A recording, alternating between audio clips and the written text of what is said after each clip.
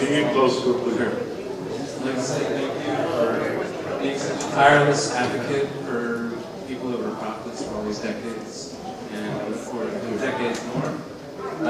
My question is, what do you see as the greatest barrier to a progressive party that has a chance of being overcome in the next decade? The greatest barrier is that too many people say that they'll waste their vote, and therefore they go to the polls and vote for the least to the worst of the two major parties.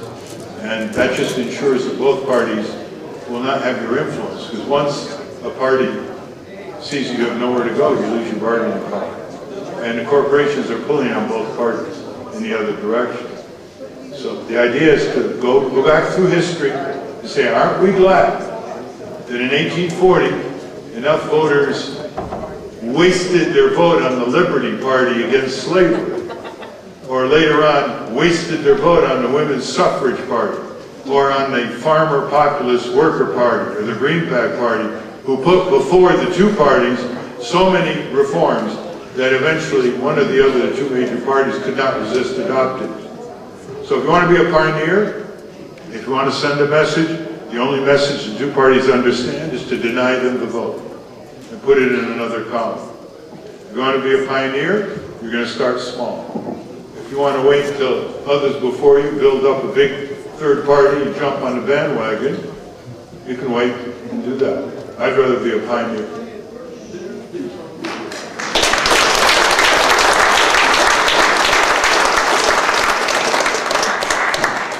Hi. I just recently reread the Uncle Tom's Cabin in relation, because of some of the comments you made about Obama. What I was really struck by reading the book was not the the role that Uncle Tom played and everything else, but was really the way that slavery was just totally ingrained in, well, at least it was portrayed in the book, but slavery was totally ingrained into the psyche. We just weren't able to extract that relationship. And I think talking about it in many ways today with globalization, how everything is produced around the world without us caring about the people who produce it, is to be easily substituted in that book for slavery. And so it just sort of seems like it's like this drug that sort of overtakes us, and really sort of overcoming that drug is really the key to getting people to have the fire in their belly. And so my question to you is, okay, slow down a bit, slower. Talk a little slower. Okay. Because I got to hear your question. Go ahead. So the question is that in order to understand regulation and public protection and things like that, you need regulation. But then again, also a lot of the problem with our government is that it's so large. There's so many code books, like hundreds of yards long. So it seems like the only way to really reform our government is to reduce the size of the government. But yet we also need to have protections in place to protect the people. So how do you solve both of those? Okay. The cops who belong to the federal regulatory agencies, EPA, OSHA, SEC, Federal Trade Commission, belong to agencies with tiny budgets. I mean, they wouldn't fit in the corner of the Pentagon. So the law and order part, protect us, is a very small part of the overall federal budget.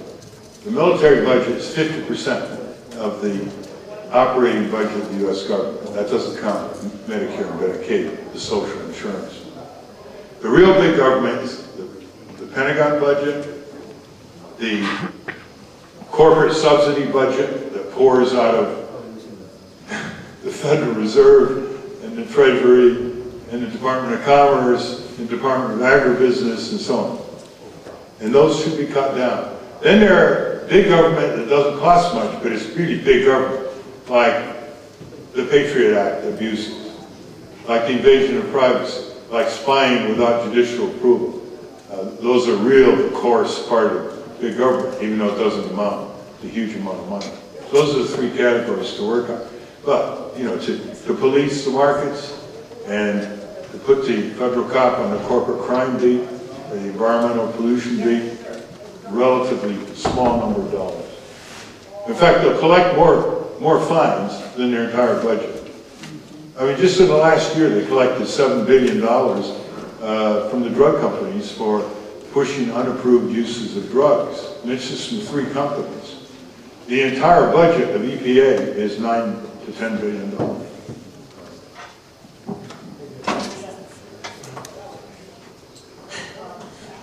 As a 30-year retired teacher, I want to tell you how much I appreciate the model you have been for all these years, because the best teacher is the model.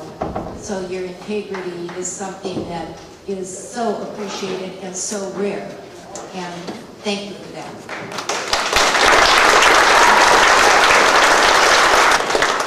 Hi, Ralph. I'm looking forward to reading yet another one of your books.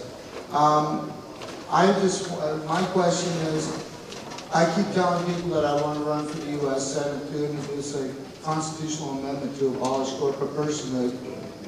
And they tell me, well, that's never going to pass. And I wonder what your response to that is. That's never going to pass? Yeah. Oh. I mean, it seems to me, if I could just make one more comment, it seems to me that all we have to do is take this movement that's building and tell the other 99 senators, are you for the corporations or are you for the people? Yeah, exactly. You make it a relentless political issue. It's a very simple thing. It's a paragraph, amendment to the Constitution. It's hard to amend the Constitution, but it's very simple to understand. And it has a lot of people, once they learn about it, it makes sense. Only human beings should have constitutional rights. So how do you generate discussion? You have an amendment. You're not going to generate much discussion if you have something to rally around, right? And then you can put it to each member of Congress and the legislature and say, what's your position? Yes? No? If it's no, why not? Come to a meeting. We want you to explain yourself. It's just like people say, oh, this bill to do this and that, it'll never happen. Why put it in the hopper? Well, if you don't put it in the hopper, you don't have H.R. 328 to rally the people around. These people beat themselves. They don't even need adversaries.